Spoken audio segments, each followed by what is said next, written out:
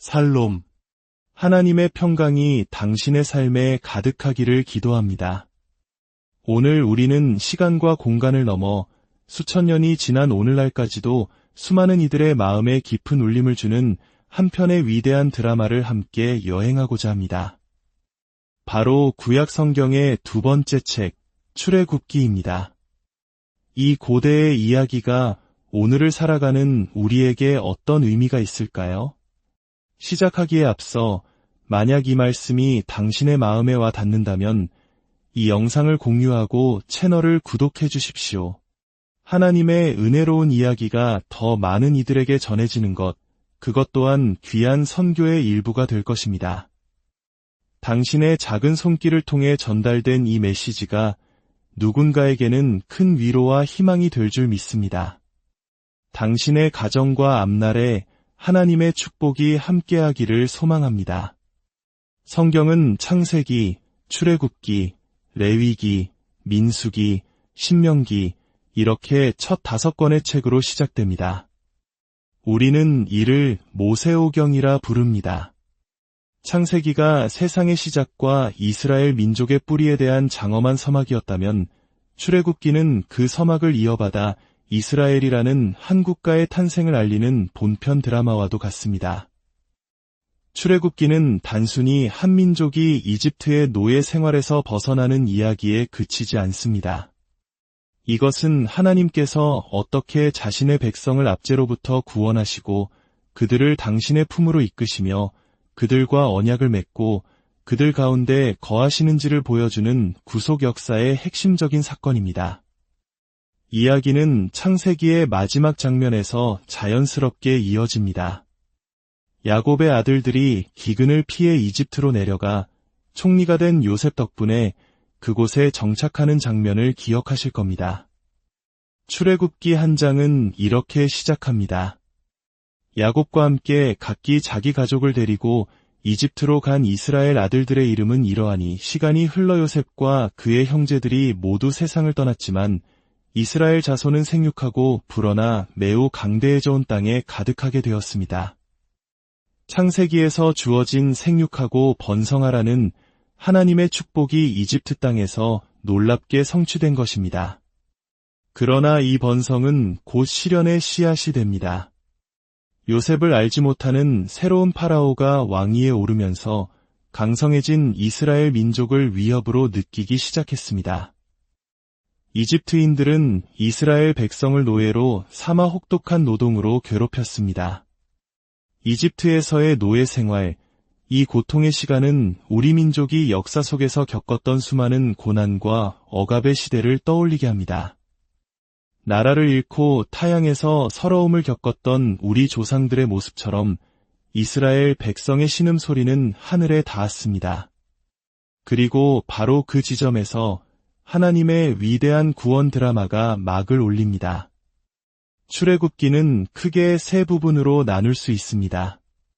첫 번째는 한 장부터 18방까지 하나님께서 이스라엘을 이집트의 속박에서 구원해내시는 과정입니다. 두 번째는 19장부터 24장까지 시내산에서 하나님께서 이스라엘에게 율법을 주시고 언약을 맺으시는 장면입니다. 그리고 마지막 세 번째는 25장부터 40장까지 하나님께서 자기 백성 가운데 거하시기 위해 성막을 지으라고 명령하시는 내용입니다. 구원, 언약, 그리고 임재. 이 세 가지 핵심 주제가 출애굽기 전체를 관통하고 있습니다. 위대한 책은 누가 기록했을까요? 성경은 여러 곳에서 모세가 하나님의 말씀을 기록했음을 증언합니다. 물론 오늘날 일부 학자들은 여러 문서가 후대에 편집되었다는 문서 가설을 주장하기도 하지만 우리는 성경의 내적 증거와 오랜 전통에 따라 모세가 성령의 영감으로 이 책을 기록했다고 믿습니다. 이 사건이 일어난 시기는 학자들마다 의견이 조금씩 다르지만 열왕기상 6장 1절의 기록을 토대로 기원전 15세기 중반 약 1446년경으로 추정하는 것이 일반적입니다. 출애굽기의 메시지를 한 문장으로 요약한다면 하나님은 자신의 백성을 자신을 위하여 자신에게로 구원하신다입니다. 이 문장 안에는 여러 가지 깊은 신학적 주제가 담겨 있습니다. 첫째, 하나님은 언약을 지키시는 분입니다. 출애굽기 2장 24절은 말합니다. 하나님이 그들의 고통 소리를 들으시고 하나님이 아브라함과 이삭과 야곱에게 세운 그의 언약을 기억하사 하나님은 수백 년 전 그들의 조상 아브라함에게 하셨던 약속을 잊지 않으셨습니다.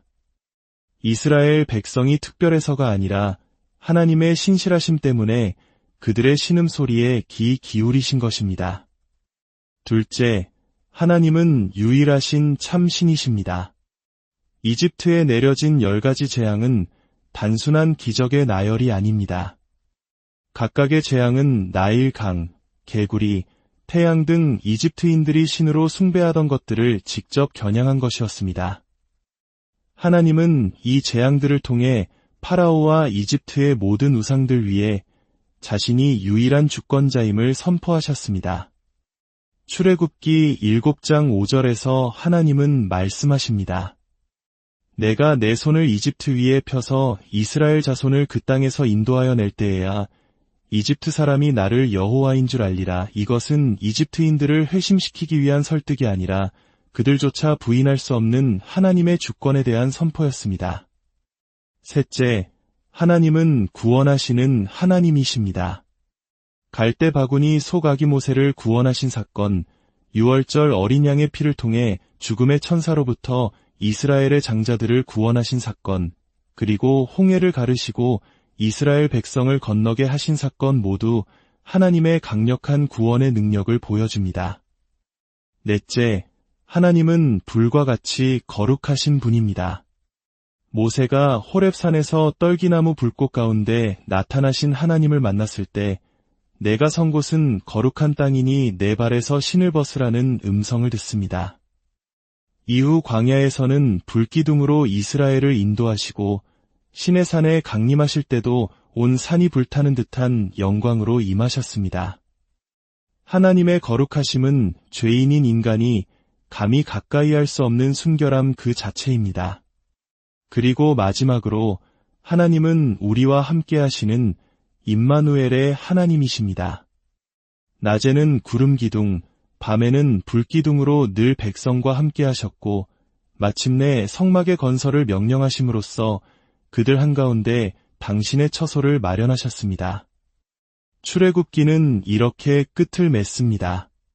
구름이 회막에 덮이고 여호와의 영광이 성막에 충만하매 이스라엘 자손이 그 모든 행진하는 동안에 그들의 눈으로 보았더라. 하나님과의 동행, 이것이 구원의 최종 목적지였던 것입니다. 그렇다면 이 출애굽 이야기가 신약 시대를 살아가는 우리와 무슨 상관이 있을까요? 놀랍게도 출애굽기의 모든 사건들은 장차 오실 예수 그리스도를 가리키는 그림자와도 같습니다. 하나님은 이스라엘을 내 아들, 내 장자라고 부르셨습니다. 마태복음은 아기 예수가 헤롯을 피해 이집트로 피신했다가 돌아온 사건을 내 아들을 이집트에서 불러냈다는 호세아 선지자의 예언이 성취된 것이라고 설명합니다. 이스라엘이 실패한 하나님의 아들로서의 사명을 예수 그리스도께서 온전한 순종으로 이루셨습니다. 성막은 하나님께서 이스라엘 백성 가운데 거하시는 장소였습니다. 요한복음 1장 14절은 말씀이 육신이 되어 우리 가운데 거하시매라고 기록합니다. 여기서 거하신다는 말은 헬라어로 장막을 치다, 즉 성막을 세우셨다는 의미입니다. 구약시대에는 성막이라는 건물을 통해 임재하셨던 하나님께서 신약시대에는 예수 그리스도라는 인격 그 자체로 우리 가운데 오신 것입니다. 이스라엘 백성은 이집트에서 죄의 노예였습니다. 우리 역시 죄와 사망의 노예였습니다. 하나님은 모세라는 위대한 지도자를 통해 이스라엘을 구원하셨지만 히브리서는 예수 그리스도께서 모세보다 더욱 위대한 구원자이심을 증언합니다. 모세는 시내산에서 율법을 받았습니다. 예수님은 산상수훈을 통해 옛 사람에게 말한 바 너희가 들었으나 나는 너희에게 이르노니 라고 말씀하시며 율법의 완성자이자 참된 입법자로서 자신을 드러내셨습니다. 우리는 율법을 지킬 수 없었지만 예수님께서 우리를 대신하여 모든 율법을 지키시고 그 의를 우리에게 선물로 주셨습니다. 그리고 가장 중요한 것, 바로 유월절 어린 양의 피입니다. 이스라엘 백성이 문설주에 바른 어린 양의 피를 보고 죽음의 천사가 넘어갔던 것처럼 우리는 십자가에서 흘리신 하나님의 어린 양, 예수 그리스도의 보혈로 말미암아 영원한 사망에서 구원을 얻었습니다. 예수님께서 십자가에 달리시기 전날 밤 제자들과 함께 유월절 식사를 나누시며 떡과 잔을 주신 것은 결코 우연이 아닙니다. 그분은 자신이 바로 유월절의 실체이며 더 위대한 출애굽, 즉 죄로부터의 해방을 이루실 것임을 선포하신 것입니다. 우리는 출애굽기를 읽으며 이스라엘 백성의 불평과 불순종을 보게 될 것입니다. 어떻게 저 큰 기적을 보고도 저렇게 행동할 수 있을까? 라며 혀를 차게 될지도 모릅니다. 그러나 감히 그들을 판단하지 마십시오. 그들의 모습은 바로 우리 자신의 모습이기 때문입니다. 우리 마음속에는 여전히 황금 송아지가 있고 세상의 풍요를 그리워하는 우상들이 자리 잡고 있습니다. 하지만 감사하게도 우리의 구원은 우리의 순종에 달려있지 않습니다. 모세보다 위대하신 구원자 예수 그리스도께서 오셨기 때문입니다. 그분은 우리를 죄의 노예 상태에서 영원히 해방시키셨고 율법을 우리 마음에 새겨주셨으며 성령을 통해 이제 우리 각 사람 안에 거하십니다. 우리가 바로 걸어다니는 성전이 된 것입니다. 출애굽기를 통해 우리가 단지 흥미로운 옛 이야기를 배우는 것을 넘어 우리를 향한 하나님의 위대한 구속 역사를 더 깊이 깨닫게 되기를 기도합니다. 그리고 그 모든 이야기의 중심에 서 계신 예수 그리스도를 더욱 사랑하게 되기를 소망합니다.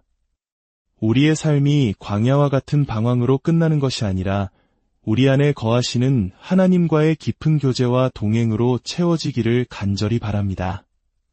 이것이야말로 참된 복음, 기쁜 소식입니다. 기도하겠습니다. 사랑과 은혜가 풍성하신 하나님 아버지, 오늘 출애굽기의 말씀을 통해 우리를 향한 아버지의 놀라운 구원의 계획을 다시 한번 기억하게 하시니 감사합니다.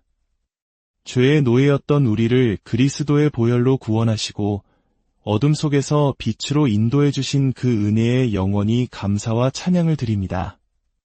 이 말씀을 듣는 모든 이들의 심령 가운데 찾아가 주셔서 우리 삶의 진정한 구원자가 오직 예수 그리스도 한 분뿐임을 깨닫게 하시고 날마다 주님과 동행하는 기쁨을 누리게 하여 주옵소서. 우리 주 예수 그리스도의 이름으로 기도드립니다.